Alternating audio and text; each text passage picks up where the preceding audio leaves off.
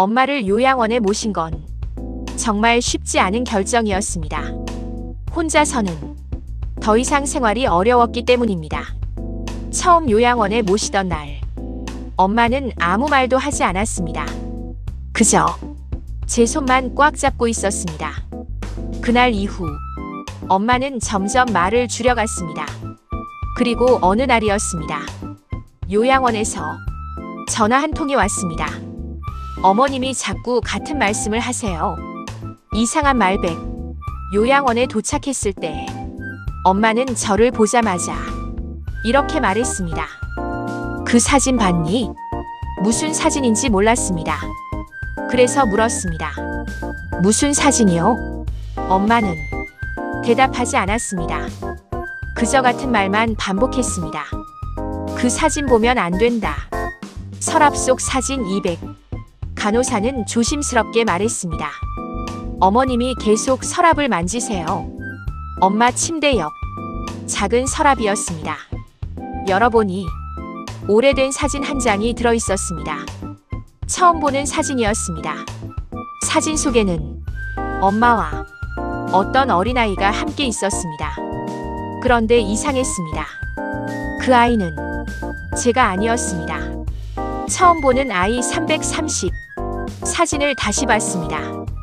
분명 엄마였습니다. 하지만 옆에 있던 아이는 제가 아니었습니다. 집에 돌아오는 길 내내 그 사진이 머릿속에서 떠나지 않았습니다. 엄마에게는 저 말고 다른 아이가 있었던 걸까? 계속 반복되는 말 500. 며칠 뒤 다시 요양원에 갔습니다. 엄마는 또 같은 말을 했습니다. 그 사진 보면 안 된다. 그리고 처음으로 이 말을 했습니다. 미안하다. 그 말을 듣는 순간 가슴이 이상하게 내려앉았습니다. 직원의 한마디 600. 그때 요양원 직원이 조심스럽게 말을 꺼냈습니다. 어머님이 가끔 이런 말씀을 하세요. 나는 그의 엄마가 아니었다. 순간 숨이 멎는 줄 알았습니다. 사진의 진실 700. 집에 돌아와 사진을 다시 꺼냈습니다. 사진 뒷면에 작은 글씨가 적혀 있었습니다. 고마운 내 딸에게.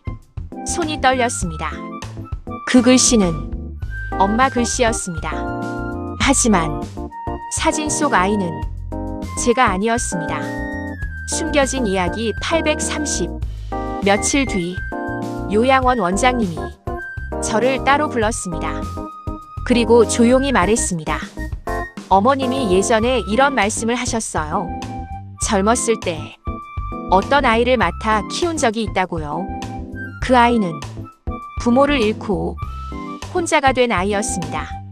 엄마는 몇 년 동안 그 아이를 키웠다고 했습니다. 마지막 반전 930. 그리고 그 아이는 나중에 외국으로 입양을 갔다고 했습니다. 엄마는 그 아이 이야기를 평생 하지 않았다고 했습니다. 왜냐하면 저에게 상처가 될까 봐서였습니다. 그 사진은 엄마가 평생 숨기고 살았던 기억이었습니다. 엔딩 감정 마무리 1030. 다음에 요양원에 갔을 때 엄마는 조용히 제 손을 잡았습니다. 그리고 이렇게 말했습니다. 그래도 넌 내 딸이다. 그날 처음 알았습니다. 엄마가 평생 숨겨온 이야기가 사랑 때문이었다는 것을요.